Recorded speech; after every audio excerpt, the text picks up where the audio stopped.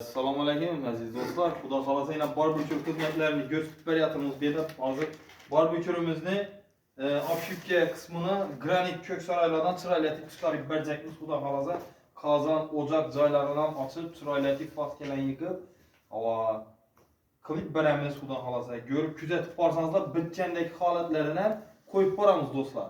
Chiroylatib. Mesela güzel vuruldu teyyor. Buna hoca sim vuruldu yine.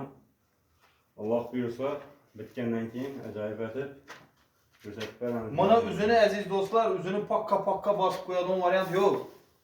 Yine vizyalni sim qalqib, orqasidan ham chiroylatib, vobshim olib bo'lmaydigan mustahkam ishlab turibmiz. Xudo xolasa, ko'p odam o'yladi, bütün pakka bosadilar, falan son. Bu emas.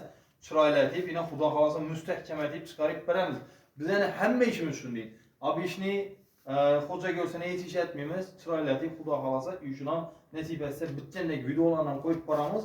Görüp kuzatib boringlar, sifatli konkret etib xudo xolasa ishlab beramiz shu barbekürimizni.